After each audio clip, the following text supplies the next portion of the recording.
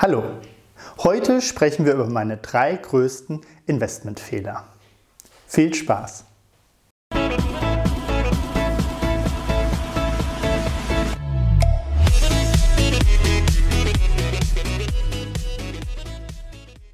Hallo, mein Name ist Martin und auf dem Kanal Cashflow Coach zeige ich dir, wie du deinen Cashflow verbesserst und das eingesparte Geld investieren kannst. Heute sprechen wir über meine 3 größten Investmentfehler, die ich in den letzten 20 Jahren an der Börse gemacht habe. Fangen wir direkt an, und zwar: Diesmal ist alles anders. Dies ist in meinen Augen eines der teuersten Sätze, die du sagen und hören kannst. Warum ist diesmal alles anders? Warum soll jetzt die gesamte Menschheitsgeschichte neu geschrieben werden? Warum soll jetzt ausgerechnet alte Gesetze, die sich immer wiederholen, nicht mehr greifen? Ich nehme mich auf einer Zeitreise mit in das Jahr des neuen Marktbooms, wo wir zwischen 1997 und dem Jahr 2000, 2002 enorme Kursanstiege und auch danach Insolvenzen und Verluste gesehen haben. Hier blende ich einfach mal meine Werte ein, die ich in dieser Zeit damals hatte und von denen ich absolut felsenfest überzeugt war. Als ersten Punkt die EMTV. Viele werden die gar nicht kennen. Die hatten damals die Rechte an der Formel 1 gekauft und die hatten Jim Henderson gekauft, um die Rechte an den Muppets zu haben. Das Ganze ging natürlich nicht auf, die haben sich überworfen und sind dann relativ bald in die Insolvenz gerutscht. Die nächsten 3 Werte, Augusta, Singulus und Intershop, die habe ich fast schon getradet.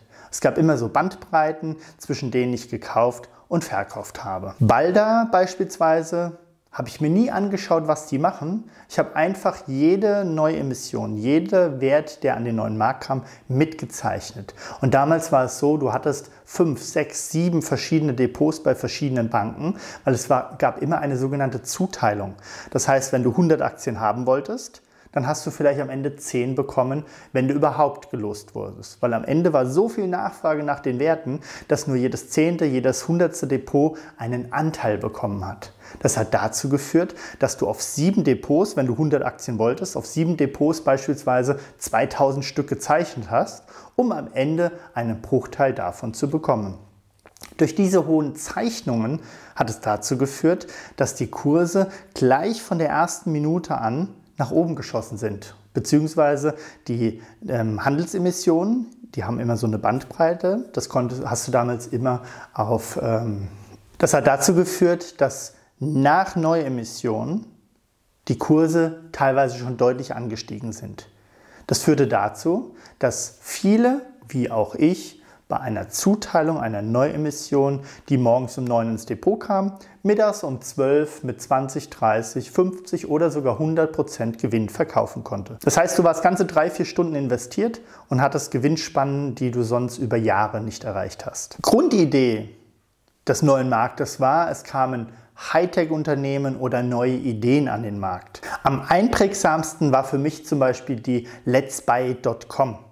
Da gab es dann eine super Fernsehwerbung, wo dann gezeigt wurde, okay, wir als Kunden schließen uns zusammen, um einen Mengenrabatt bei den Herstellern zu bekommen. Das heißt, du hast dann gesagt, du möchtest ein Handy XY kaufen.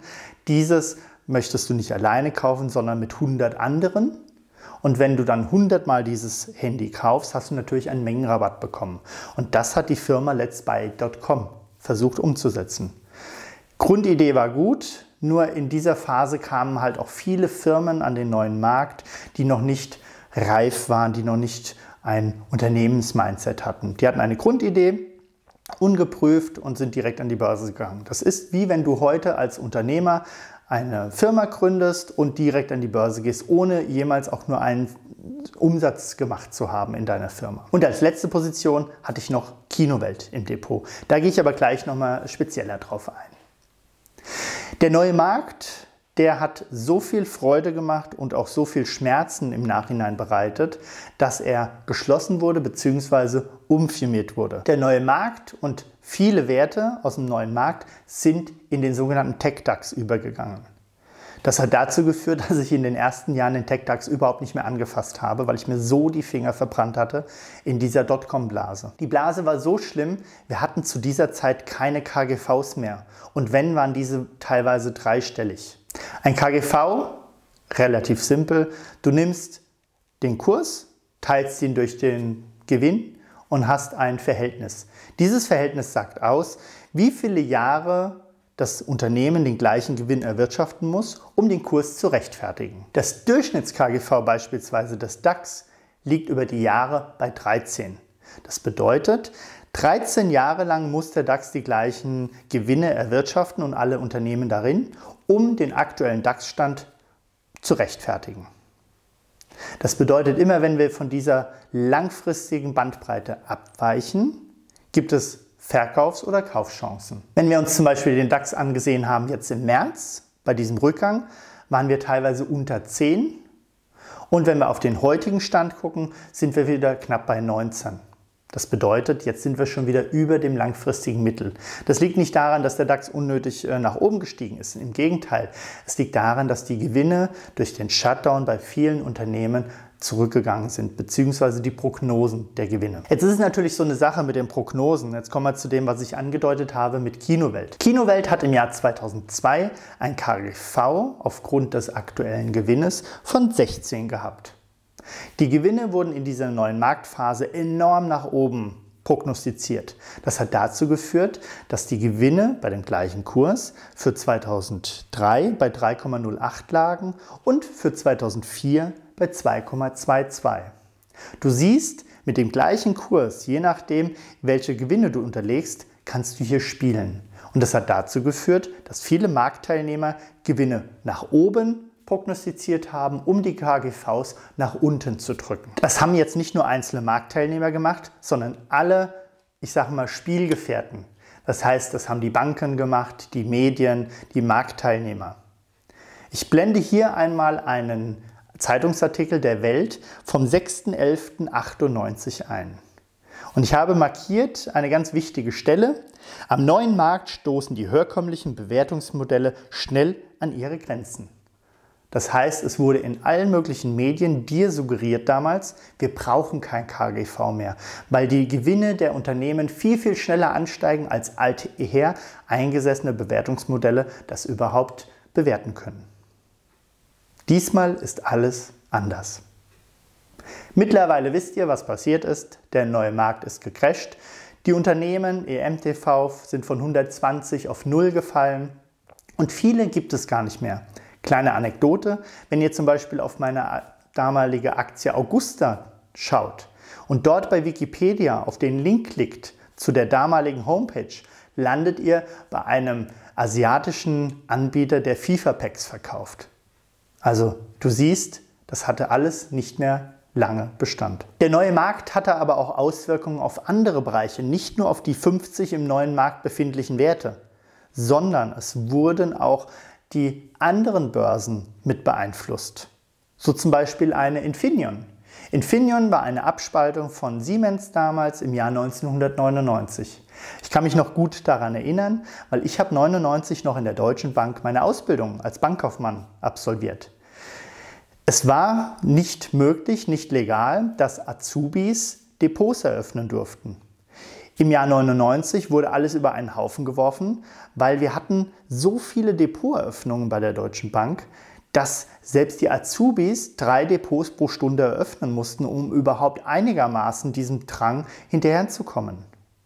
Und spätestens da sollte man hellhörig werden, wenn Hinz und Kunz an die Börse möchte, ohne irgendwelches Know-how und Vorwissen. Ich will mich da gar nicht außen vor lassen. Auch ich habe Unternehmen gezeichnet, wo es mir egal war, was die gemacht haben. Einfach durch die Prämisse, dass nach der Neuemission der Preis gestiegen ist. Deswegen war es ganz egal, was die gemacht haben. Ein zweiter Punkt, dass natürlich die Medien, ganz voran damals die Bild, das propagiert hat. Sie hat auf der Titelseite geschrieben, dass jede Hausfrau lieber an die Börse gehen sollte, als irgendwo einen, damals waren das 600 Mark, 450 € Job machen sollte. Dementsprechend wurden auch Menschen an die Börse gebracht, die vorher nur ihr Sparbuch hatten. Und das führt mich zum dritten Punkt, die Volksaktie. Die Volksaktie wurde von den Medien und von der Deutschen Telekom als sicheres Investment, als quasi Sparbuchalternative verkauft. Manfred Krug hat damals die Werbung in dem Fernsehen begleitet. Und ich weiß nicht, ob ihr es verfolgt habt, der dritte Börsengang der Telekom war bei, ich glaube, 60, 65. Und wo die Telekom heute steht, wisst ihr alle. Das hat dazu geführt, dass viele Menschen, die überhaupt nicht wussten, was eine Aktie ist, Geld verloren haben.